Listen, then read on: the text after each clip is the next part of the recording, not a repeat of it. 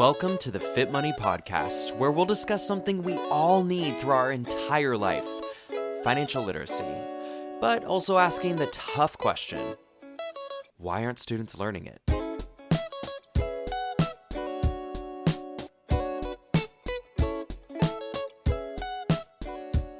Financial literacy is more than the math and a behavior we'll need beyond the classroom.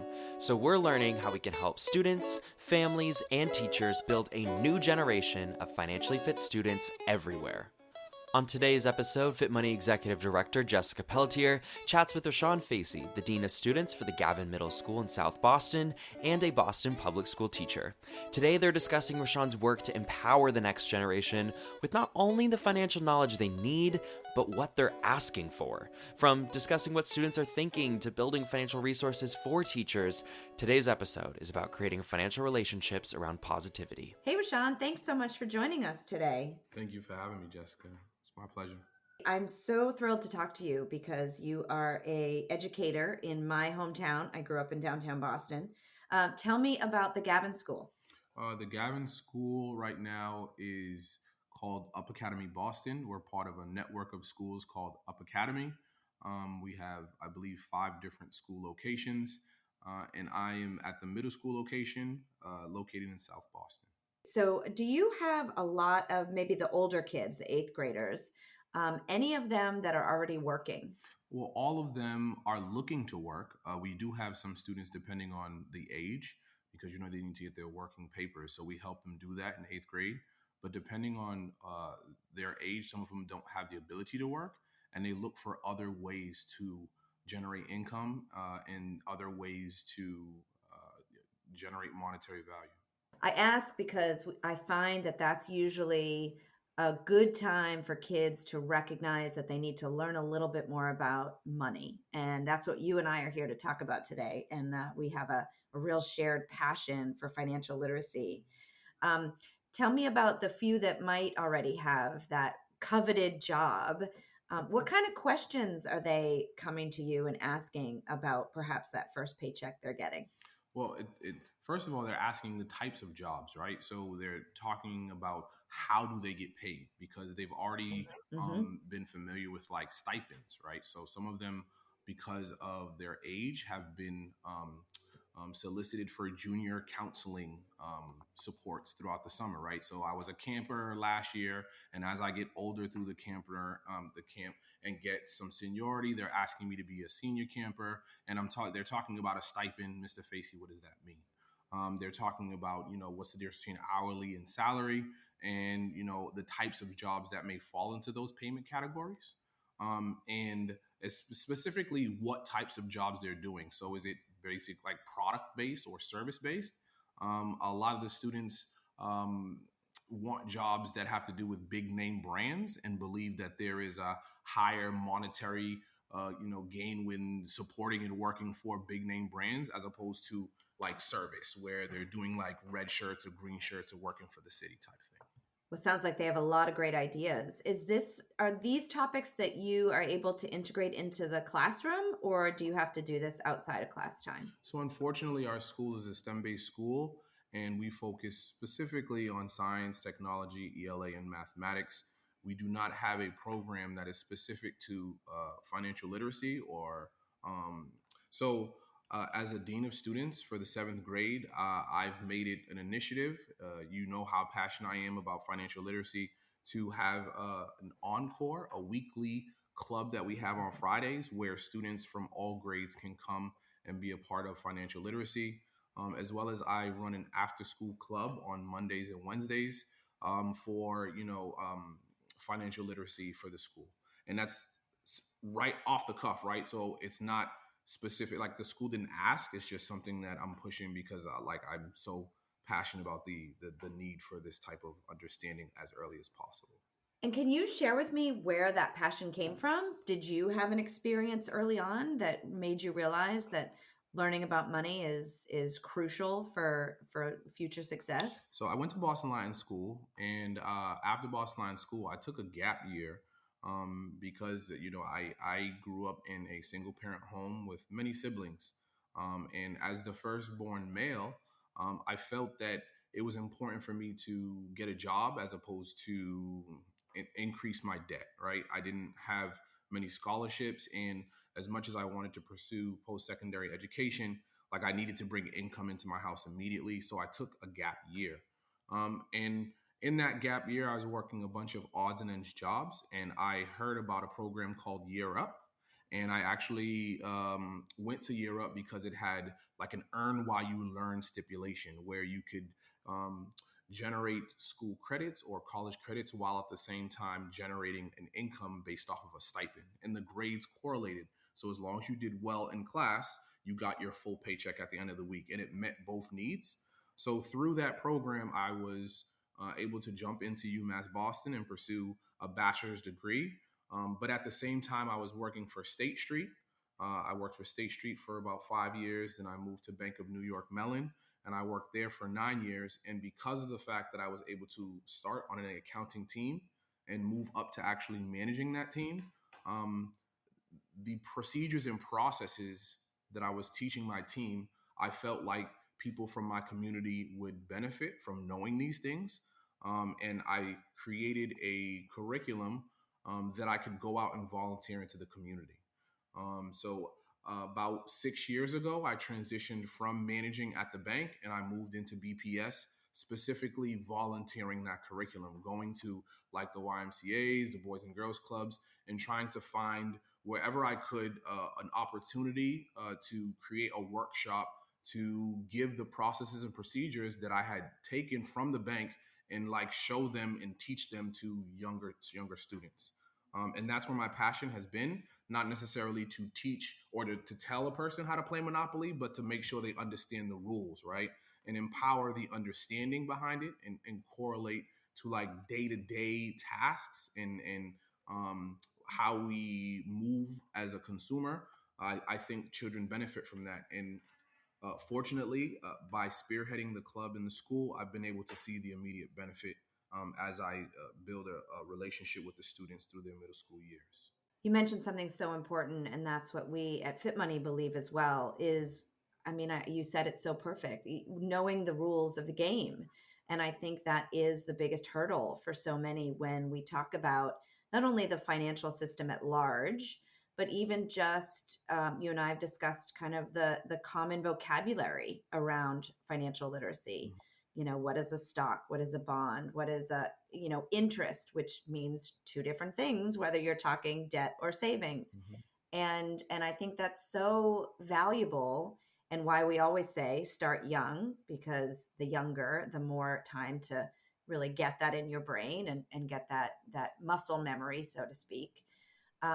So thank you so much for all that you're doing. And hearing you say that, you know, it sounds like you were probably on a track to have a pretty successful career in finance. You know, talk about that transition to teaching.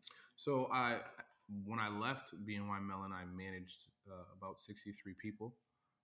Mutual fund asset servicing. We had 9 clients with about $1.5 billion in assets. And it was great learning the banking procedures.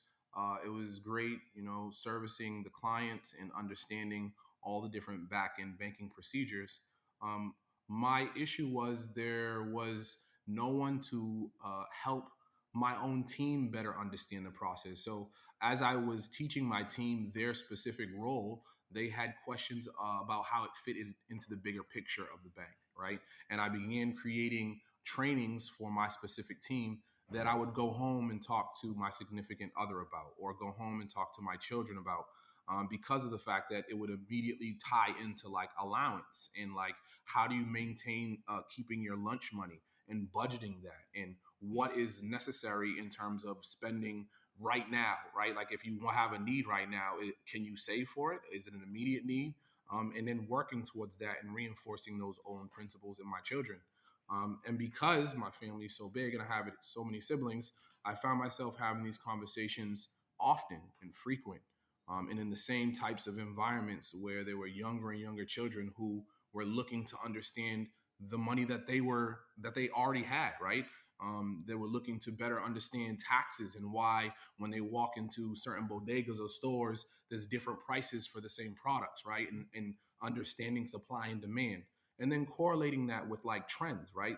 The younger children, when it comes to e-commerce and understanding trends, the lingo and terminology when it comes to like the technological advancement allows them more empowerment to the financial world, right? So the more we tie the e-commerce and their social media and all that into the financial world and the processes that are more conservative and kind of have been there, the more they're empowered to jump into both of those realms. Especially now, we were just talking to someone the other day about, society is very much cashless these days. Not everyone has a credit card. 86 or so percent of the population does, and most kids have phones. Certainly, there are some that don't, but now the payment apps and whatnot make transactions really kind of not very present. And so do you talk a little bit about that, of how to learn to budget, how to learn the value of money when kids don't really see money anymore? Yeah, that's a very, very awesome point. We've moved away from having like actual notebooks and, like keeping track of, where our money comes from and where it goes, right? Like bookkeeping.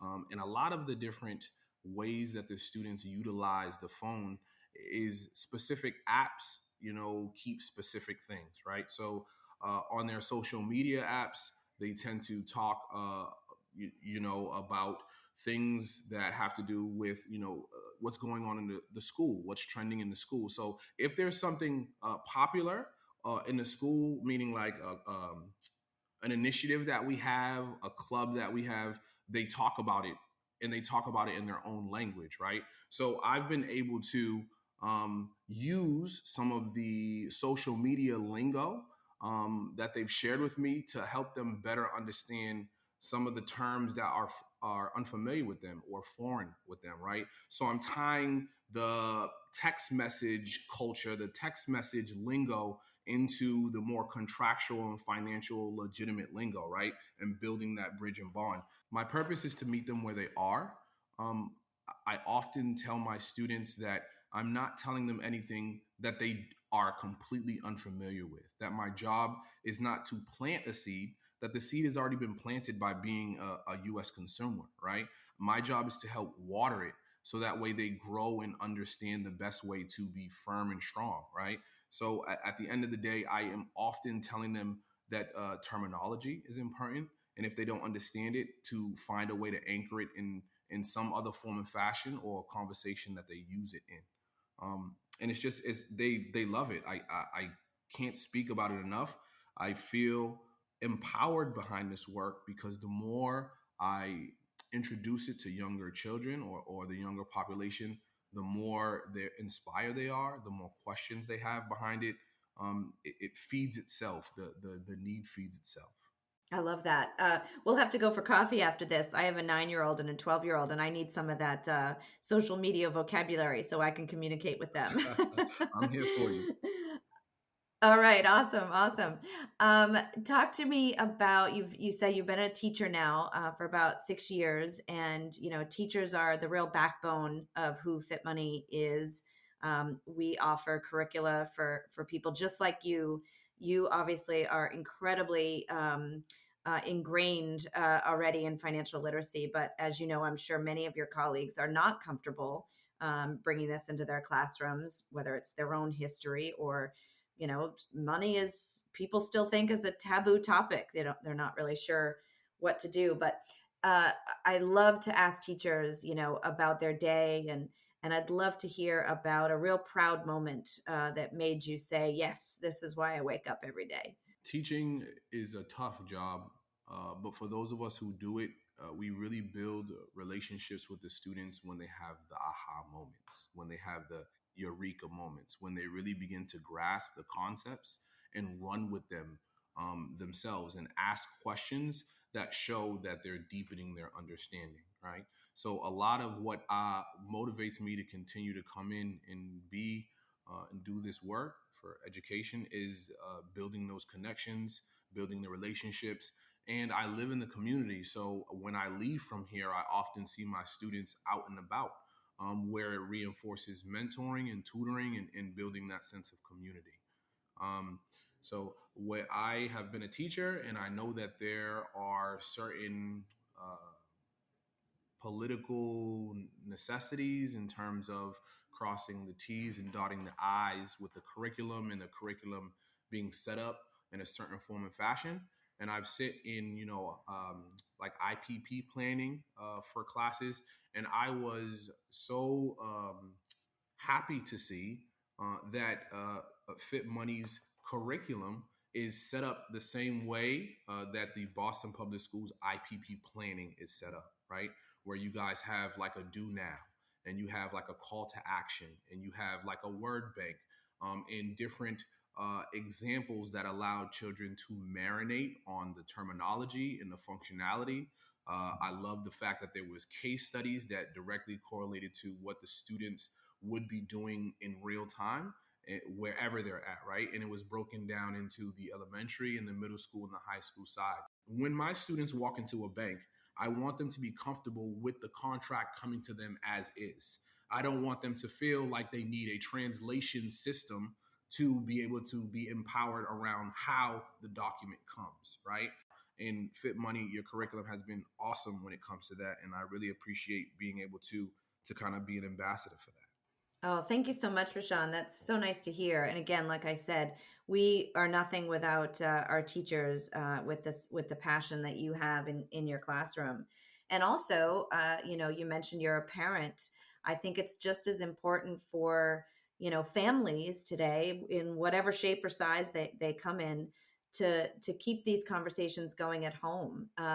Do you have opportunities to get in front of perhaps the caregivers and the of your kids at that you teach, and talk about how they can kind of enter the conversation and not be afraid to really talk about money at home? Wonderful question. So I am a dean of students. So most often I deal with um, consequential situations or punitive situations. So I really make it a point to create incentive and to create um, relationships with the parents around positivity, which is why I go out of my way to create clubs, because I don't want to build a relationship where they're only hearing from me over what the children are doing negative in school. A lot of my students are, born from immigrants. A lot of my students, English is their second language, and a lot of my students, their family only utilizes the financial literacy that is in close proximity to them. For example, a lot of my students, their parents bank at a specific bank because it's close to them.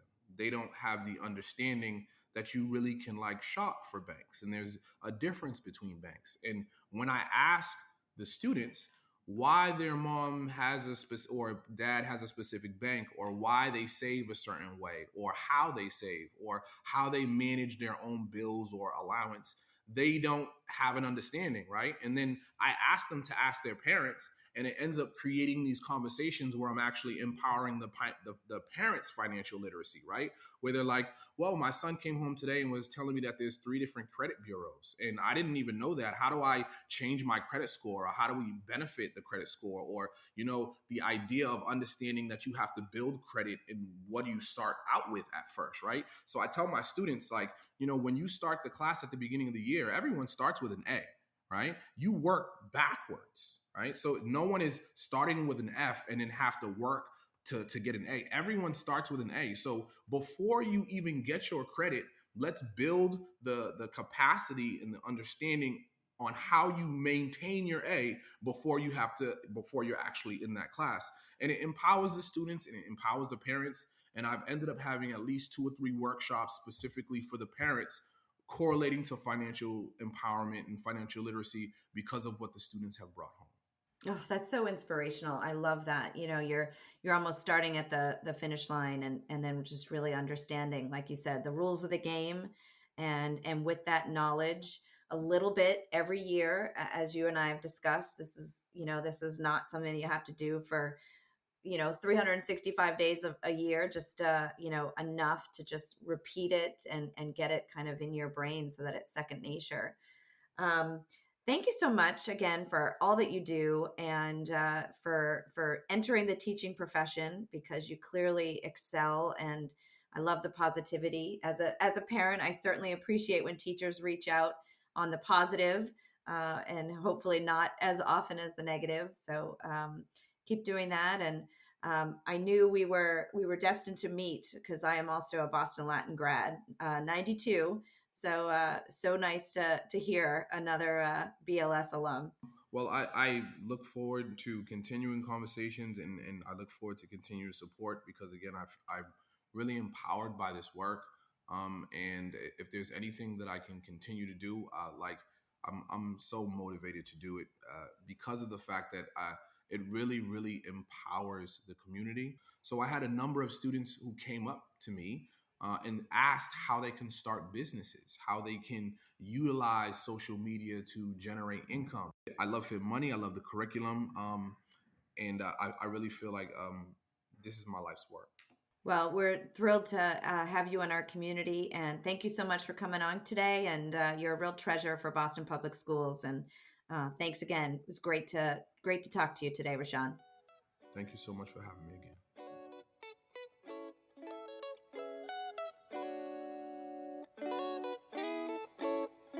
Thank you for joining us today on the FitMoney podcast. Whether you're a caregiver, teacher, or student yourself, there's plenty of great K-12 resources to begin or continue your financial literacy journey at fitmoney.org. Visit the show notes for more from today's guest and financial literacy activities for the classroom, at home, or on the go. We'll see you next time, and until then, happy learning, earning, and saving. The FitMoney podcast is presented by FitMoney, the leading K-12 financial literacy curriculum, providing free, unbiased financial literacy resources. All opinions, products, and references during the show are not endorsed by FitMoney and are solely opinions of the individual. FitMoney does not claim any responsibility for external resources referenced during the episode. All FitMoney products and episodes are provided for educational purposes and are not professional advice.